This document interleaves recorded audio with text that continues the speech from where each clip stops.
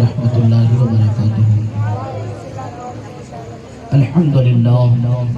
الحمدللہ رب العالمین والعاقبۃ للمتقین والصلاة والسلام علی رسولہ الکریم، اما بعد فاعوذ باللہ من الشیطان الرجیم، بسم اللہ الرحمن الرحیم۔ ان اللہ مع الصابرین، صدق اللہ المولانا العظیم، وبلغنا رسولہ النبی الامین المتین الکریم،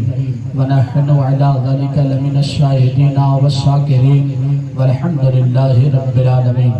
بادہ توحید کے متوالوں، شمع رسالت کے پروانوں، اولیاء امت کے جانثاروں، آئیے سب سے پہلے گنبد خضرا میں آرام فرمانے والے ہم سب کے آقا احمد مختار محمد مصطفیٰ صلی اللہ تعالیٰ علیہ وسلم کی بارگاہ بےکس پناہ میں عقیدت و محبت کے ساتھ جی لگا کر جھوم کر درود پاک پڑھ لیں۔ اللہم صلی علی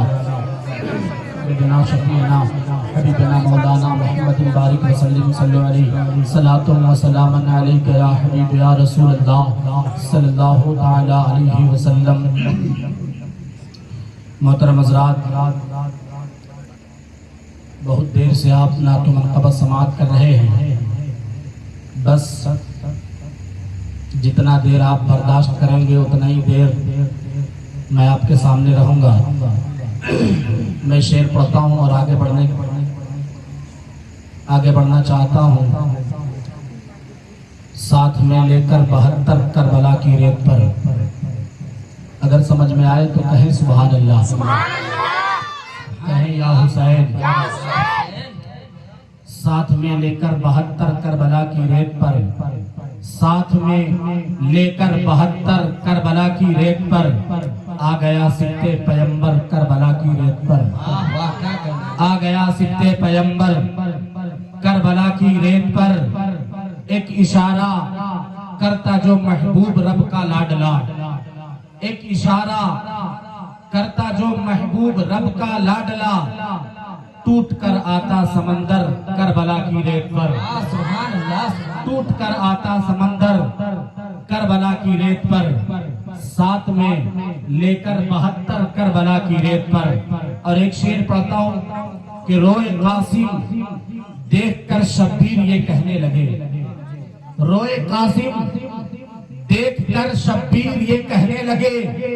آ رہی ہے یاد، آ رہی ہے یاد شبر کربلا کی ریت پر، آ رہی ہے یاد شبر کربلا کی ریت پر، ساتھ میں لے کر 72 کربلا کی ریت پر۔ اور آخری شعر کہ آسماں کا بھی کلیجہ پانی پانی ہو گیا، آسماں کا بھی کلیجہ پانی پانی ہو گیا، مسکرایا ہے جو اصغر کربلا کی ریت پر، مسکرایا ہے جو اصغر کربلا کی ریت پر۔ محترم حضرات، جس آیت مقدسہ کا ہم نے تلاوت کرنے کا شرف حاصل کیا، اللہ رب العزت قرآن مقدس میں ارشاد فرماتا ہے ان اللہ مع الصابرین، اللہ صبر کرنے والوں کے ساتھ ہے۔ اور امام حسین نے صبر کر کے بتا دیا کہ صبر کسے کہا جاتا ہے۔ امام حسین کربلا میں ایسے صبر کرتے ہیں جو کبھی کوئی نہیں کر سکتا۔ آپ کل جو ہے امام حسین مدینہ سے مکہ روانہ ہوئے، یزیدیوں نے امام حسین کو اتنا مجبور کیا کہ نانا کا پیارا مدینہ چھوڑ کر مکہ مکرمہ چلے گئے۔ جب مکہ گئے، وہاں جانے کے بعد بڑے جلیل القدر صحابہ کرام امام حسین کو عزت دیتے ہیں،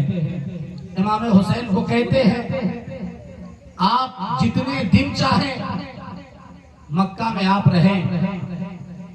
آپ پہ کوئی آنچ نہیں آئے گا، اگر آپ پہ آنچ آئے اس سے پہلے آپ کا غلام حاضر ہے۔ مکہ والوں نے امام حسین کو تسلی دے رہے ہیں، مکہ والے امام حسین کو سمجھا رہے ہیں۔ اتنے میں کوفہ والوں کو پتا چلا، کوفہ والوں کو پتا چلا کہ امیر معاویہ انتقال کر گئے، یزید تخت پہ بیٹھ گیا، اور امام حسین سے بیعت مانگی امام حسین بیعت نہیں دیے اور مدینہ چھوڑ کر مکہ چلے گئے۔ یہ خبر جب کوفیوں کو ملا ہے تو کوفی خط لکھنے لگتے ہیں، اور اتنے خط آنے شروع ہوئے کہ امام حسین سے کہا جا رہا تھا کہ ہم پہلے آپ کے ہاتھ میں ہاتھ دینا چاہتے تھے، مگر جب امیر معاویہ تخت پر تھے تب تک ہم خاموش تھے، مگر امیر معاویہ کا بیٹا ظالم ہے، امیر معاویہ کا بیٹا شرابی ہے، ہم اس کے ہاتھ میں ہاتھ نہیں دے سکتے، ہم یزید کو اپنا امام نہیں بنا سکتے۔ اے امام حسین، آپ کو آپ کے نانا کا واسطہ ہے کہ آپ مجھ پہ یقین کریں اور کوفہ تشریف لے آئیں۔ امام حسین کے پاس خط آنا شروع ہوا، مختار خط لکھتے ہیں، ہانی بن ہانی، یہ تمام لوگ خط لکھنے لگتے ہیں امام حسین کو۔ جب امام حسین کے پاس خط آنے لگے، امام حسین یہ سوچنے لگے کہ اگر آج میں حق کے لیے کوفہ نہیں گیا تو میں اپنے نانا کو کیا منہ دکھاؤں گا۔ اگر ہمارے نانا قیامت کے دن ہم سے پوچھ لیں کہ ہمارے امتی تمہیں یاد کر رہے تھے تو حسین کیا جواب دے گا، یہ سوچتے ہیں۔ اور سوچنے کے بعد جب مکہ سے کوفہ جانے کے لیے امام حسین تیار ہونے لگے تو صحابہ کرام آئے اور آ کر کہنے لگے، آپ کو پتا نہیں کہ کوفہ والے دھوکہ دیتے ہیں، آپ کو معلوم نہیں کہ کوفہ والے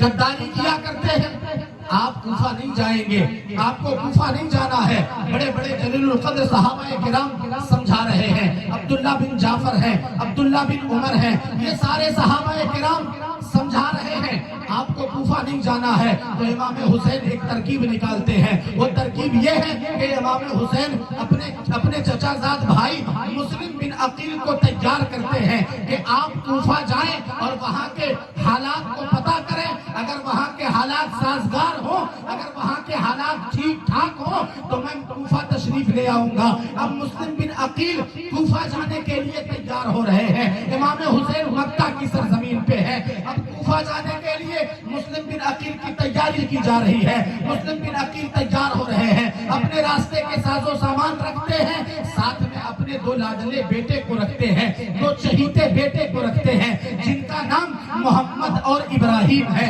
وہ محمد اور ابراہیم اپنے باپ کے بڑے لاڈلے تھے، یہ دونوں اپنے باپ کے ساتھ جانے کے لیے تیار ہو گئے۔ مسلم بن عقیل اب کوفہ روانہ ہو رہے ہیں، مسلم بن عقیل کو کوفہ روانہ کیا گیا، امام حسین مکہ میں ہے۔ کوفہ جیسے ہی مسلم بن عقیل پہنچتے ہیں، وہاں کے لوگ مسلم بن عقیل کا سواگت اس طریقے سے کرتے ہیں جیسے کوئی بادشاہ آ رہا ہو، جیسے کوئی لیڈر آ رہا ہو، ایسے سواگت کیا جاتا ہے۔ اور ایک دن میں مسلم بن عقیل کے ہاتھ میں ہزاروں کوفی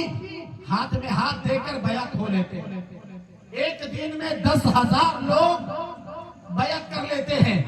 مسلم بن عقیل کو یہ سمجھ میں آ جاتا کہ یہاں کے لوگ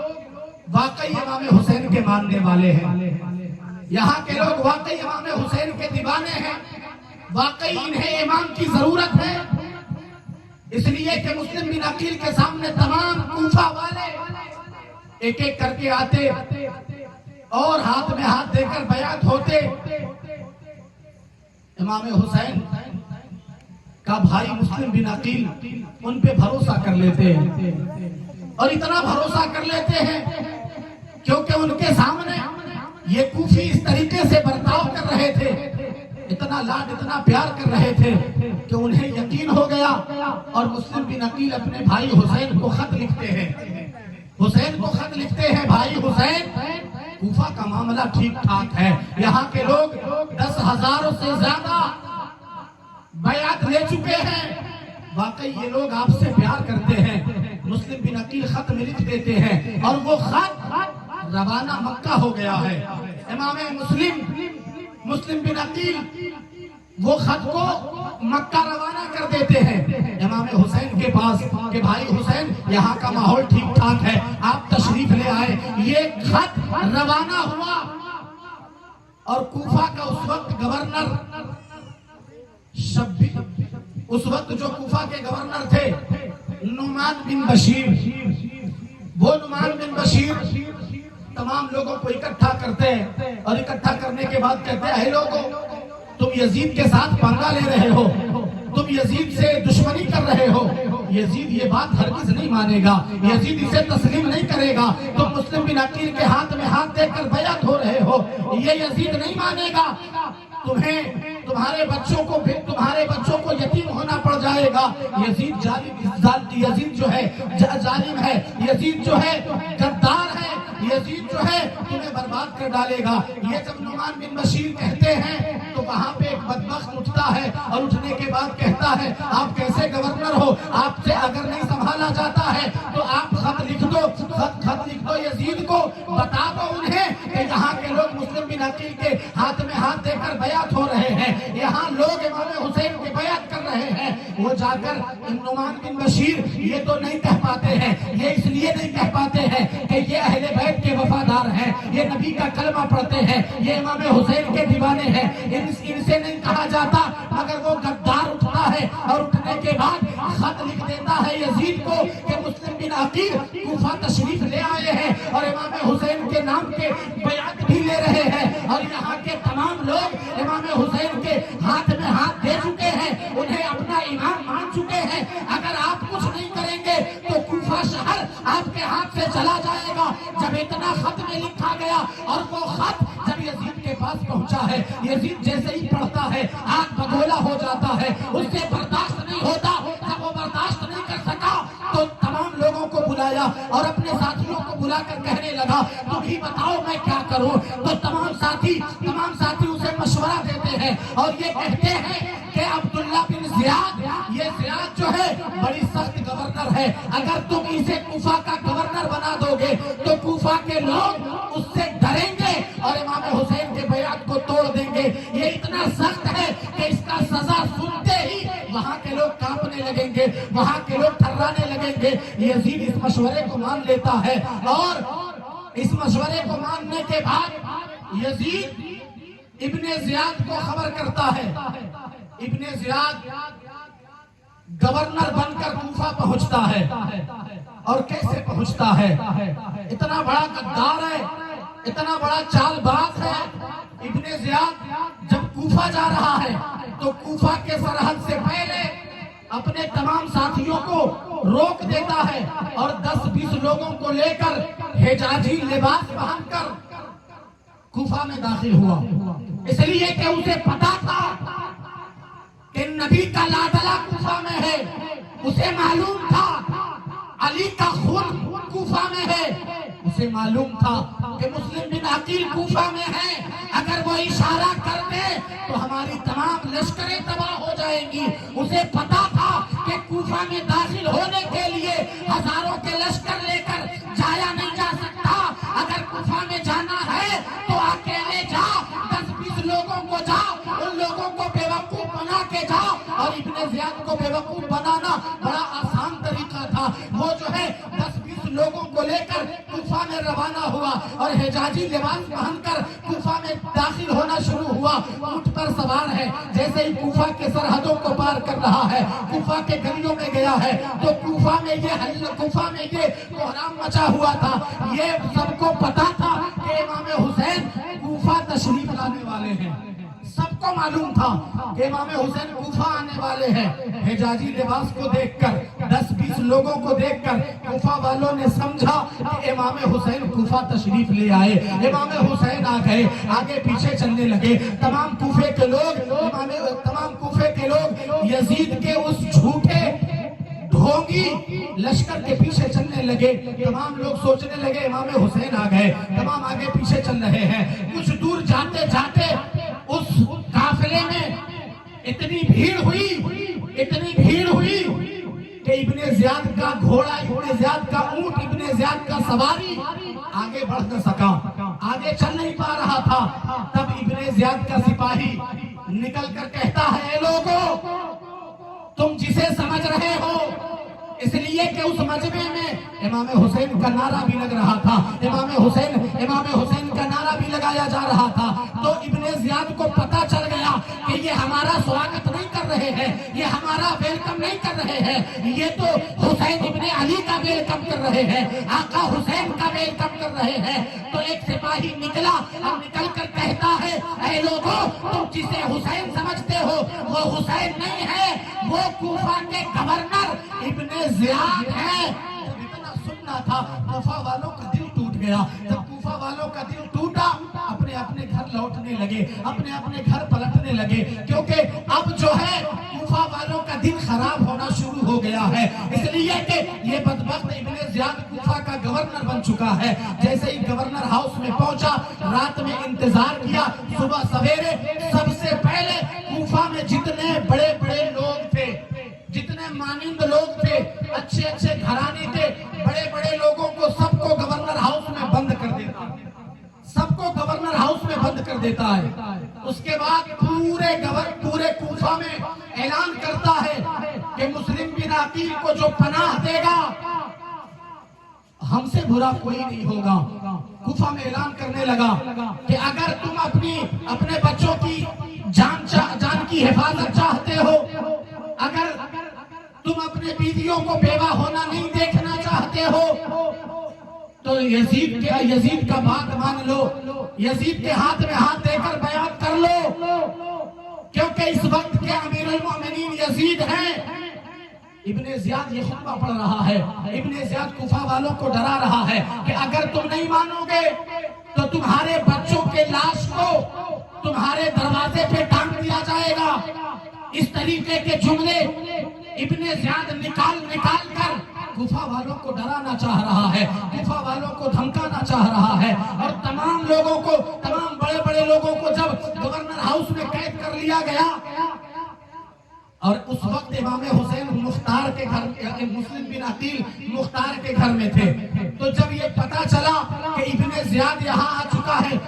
وہ ظالم یہاں پہنچ چکا ہے، تو مسلم بن عقیل کا وہاں رکنا ٹھیک نہیں تھا، اس لیے وہاں سے ہانی بن ہانی کے گھر تشریف لے آتے ہیں۔ جیسے ہی ہانی کے گھر تشریف لاتے، ہانی ایک اچھے کمرے میں چھپا دیتا ہے، اور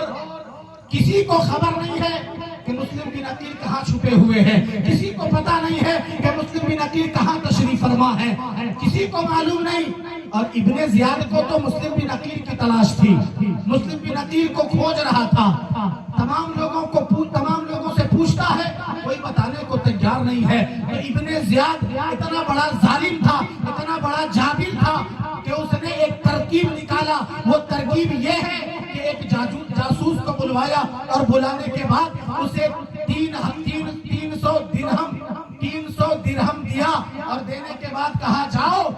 پورے کوفہ میں پتہ لگاؤ کہ مسلم بن عقیل کس گھر میں تشریف فرما ہے، کس گھر میں رکے ہوئے ہیں۔ وہ جاسوس نکلا ہے، کوفہ کے گلیوں میں ڈھونڈ رہا ہے، کوفہ کے گلیوں میں چل رہا ہے۔ وہ جاسوس گھومتے گھومتے مسجد میں چلا گیا، اور جیسے ہی مسجد میں گیا، وضو کرنے کے بعد مسجد میں داخل ہوا تو دیکھتا کیا ہے کہ ایک شخص نماز ادا کر رہے ہیں، اور وہ نماز ادا کرنے کا انتظار کرنے لگا۔ جیسے ہی نماز ادا کیا، نماز ادا کرنے کے بعد باہر نکلے، یہ جاسوس پہنچا ہے، اور پہنچنے کے بعد کہنے لگا کہ میں مسافر ہوں، اور میں نے یہ سنا ہے کہ مسلم بن عقیل یہاں تشریف فرما ہے، میں ان سے بڑی عقیدت رکھتا ہوں، میں ان سے بڑا پیار کرتا ہوں، اور میرے پاس 300 درہم رکھے ہوئے ہیں، میں وہ 300 درہم مسلم بن عقیل کو تحفے میں دینا چاہتا ہوں، اس لیے مجھے کوئی پتہ نہیں بتا رہا ہے، کوئی مجھے ان کا حال نہیں بتا رہا ہے، اگر آپ مجھے ان سے ملا دیں تو آپ کی بڑی مہربانی ہوگی۔ وہ نمازی جو امام حسین سے محبت کرتے تھے، مسلم بن عقیل سے پیار کرتے تھے، وہ اس کے جھانسے میں آ جاتے ہیں، اس کے بہکاوے میں آ جاتے ہیں، اور انہوں نے کہا میں بھی مسلم بن عقیل سے ملتا ہوں، بڑی عقیدت کرتا ہوں، اور میں تمہیں بھی ملا دیتا ہوں، میں تمہیں بھی لے کر چلتا ہوں۔ اور وہ جاسوس کو لے کر حامی کے گھر تشریف لے گئے، حامی کے گھر وہ جاسوس گیا، اور جانے کے بعد امام حضرت مسلم بن عقیل کے ہاتھوں میں ہاتھ دے کر بیعت بھی کیا، اور 300 درہم بھی عطا کر دیا۔ اس کے بعد دن بھر امام مسلم بن عقیل کے قریب رہتا، اور رات میں ابن زیاد کو جا کر بتاتا، پوری باتیں بتاتا، پھر صبح سویرے اٹھ کر چلا آتا، مسلم بن عقیل کا خدمت کرتا، اور خدمت کر کے پھر رات میں جاتا، پھر ابن زیاد کو پورا خبر بتاتا۔ دیتا. ایسے ہی 3 روز تک وہ جاسوس بتاتا رہا. جب ابن زیاد کو مکمل پتا چل گیا کہ مسلم بن عقیل ہانی کے گھر میں تشریف فرما ہے, ہانی کے گھر میں رکے ہوئے ہیں, تو ابن زیاد جو ہے ہانی کو خبر دلواتا ہے, ہانی کو اپنے پاس بلواتا ہے. جب ہانی کو یہ خبر نہیں ہے, ہانی کو یہ پتا نہیں ہے, اس لیے کہ ہانی اپنے گھر میں مسلم بن عقیل کو اتنے محفوظ جگہ پہ رکھے تھے کہ کسی کو گانو گان خبر نہیں ہوتی. یہ انہیں یقینہ تھا, یہ انہیں معلوم تھا کہ کوئی جان نہیں سکتا ہے. وہ خوشی گورنر ہاؤس پہنچے. جیسے ہی ابن زیاد کے قریب پہنچے تو ہانی کو دیکھ کر ابن زیاد آگ بگولا ہو گیا اور دیکھ کر کہنے لگا کہ یزید کے خلاف جانا چاہتے ہو,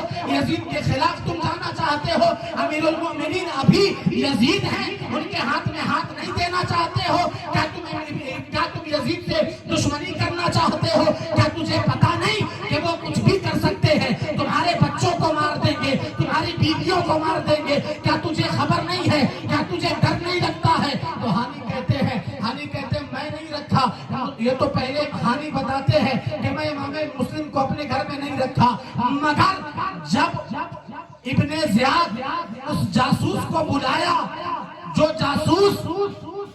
300 درہم لے کر ہانی کے گھر پہنچا تھا, جب وہ جاسوس پہ ہانی کی نظر پڑی ہے, ہانی خاموش ہو جاتے ہیں, ہانی چپ ہو جاتے ہیں. اس کے بعد کچھ کہنے کو نہیں رہ جاتا, کیونکہ سامنے وہ بندہ جب دکھتا ہے کہ یہ تو میرے گھر میں روز جاتا تھا اور روز خدمت کرتا تھا, آج یہاں موجود ہے. ہانی دیکھ کر حیران ہو گئے. اس کے بعد ابن زیاد سے کہنے لگے کہ وہ ہمارے گھر مہمان ہیں, میں انہیں بھگا نہیں سکتا, میں انہیں ہٹا نہیں سکتا. ہمارے گھر تشریف لائے تو میں انہیں مہمان بنا لیا. اگر تم چاہتے ہو کہ مسلم بن عقیل ہمارے گھر میں نہیں رہیں تو میں انہیں ابھی اپنے گھر سے نکال دوں گا, میں اپنے گھر سے دوسرے جگہ بھیج دوں گا. تو ابن زیاد کہتا ہے نہیں, تم دوسری جگہ نہیں بھیجو گے, مسلم بن عقیل کو میرے پاس لے کر آؤ گے. تو ہانی کہتے ہیں اے ابن زیاد, ہانی کا جان لے لے, مگر میں مسلم بن عقیل کو تمہارے حوالے نہیں کروں گا. یہ ہرگز نہیں ہو سکتا. اگر تم مجھ پہ ظلم کرے گا تو یہ ہانی تجھ پہ بھی ظلم کرے گا, کیونکہ ہانی کوفہ کے بہت بڑے آدمی تھے. وہ اس لیے ابن زیاد ہانی سے ڈرتا بھی تھا, اس لیے زیادہ بحث نہیں کرتا, اور ہانی کو جو ہے ایک قید خانے میں قید کر دیتا, اور کوفے میں اعلان کر دیتا کہ ہانی دنیا چھوڑ گئے, ہانی کو قتل کر دیا گیا. تو ہانی کے جو بھائی تھے, رشتہ دار تھے, تمام لوگ گورنر ہاؤس کو گھیر دیتے ہیں. تب ابن زیاد ڈر جاتا ہے کہ یہ لوگ گورنر ہاؤس کو گھیر دیے ہیں, اب میرے جان پہ آ جائے گا. تب جو ہے وہاں کے قاضی, کوفہ کے قاضی کو کہتا ہے ابن زیاد کہ دیکھو ہانی ابھی زندہ ہے, اور ہانی کو دیکھ لو, اس کے بعد جا کر ان کے رشتہ داروں کو بتا دو کہ ہانی کا قتل نہیں ہوا, ہانی ابھی موجود ہے, ہانی ابھی زندہ ہے. تو وہ قاضی جب بتانے جانے لگے, ہانی کے قریب جب پہنچے تو ہانی کہتے ہیں جاؤ میرے بھائیوں سے کہہ دینا کہ 10 لوگ گورنر ہاؤس کے اندر داخل ہو جائیں. ہانی تمام لوگوں کو قتل کرنے کے لیے تیار ہے, تمام لوگوں کو ابن زیاد کے ساتھ نیست و نابود کرنے کے لیے تیار ہے. مگر قاضی صاحب جب جانے لگے تو ابن زیاد جو ہے ایک جاسوس اور بھیجا کہ جا کر وہاں کیا کہتا ہے یہ بھی بتانا. حضرت قاضی صاحب جب گئے, جانے کے بعد جاسوس کو دیکھے تو کچھ کہہ نہ سکے, بس اتنا کہے کہ ہانی ابھی مرے نہیں, ہانی ابھی انتقال نہیں ہوئے, ہانی ابھی زندہ ہے. تو قاضی صاحب کے باتوں کو مان کر ان کے بھائی واپس پلٹ گئے. جب واپس پلٹے تو کوفہ کا منظر بدل گیا. کوفہ کا منظر کیسے بدلا؟ کوفہ کا منظر ایسے بدلا کہ کوفہ میں سب لوگ ابھی تک مسلم بن عقیل کے ساتھ ہیں, اور مسلم بن عقیل کے پیچھے 40,000 لوگ کھڑے ہیں. اور یہ لوگ کوفہ کے گورنر ہاؤس کو گھیراؤ کرنے کے لیے پہنچے, کوفہ کے گورنر ہاؤس کو گھیرنے کے لیے پہنچے, اور مسلم بن عقیل کو کہتے کہ چلے ان سے جنگ کرتے ہیں. تو مسلم بن عقیل اس خاندان سے ہیں جس خاندان میں پہلے کی حفاظت کی جاتی ہے، اگر جان کی حفاظت کرنے کی باری آئے تو نبی کے نواسے اپنے جان کی قربانی دیتے ہیں، دوسرے جان کی حفاظت کرتے ہیں۔ تو مسلم بن عقیل کہتے ہیں اگر بات سے کام بن جائے تو خون خرابہ کرنے سے کوئی فائدہ نہیں ہے، چلو پہلے بات کر کے دیکھتے ہیں۔ قسم خدا کی امام مسلم بن عقیل کے ساتھ یہ تمام لوگ گورنر ہاؤس پہنچے ہیں۔ کوفہ کے گورنر ہاؤس جب پہنچے تو کوفہ کا گورنر ہاؤس جب گھیر لیتے ہیں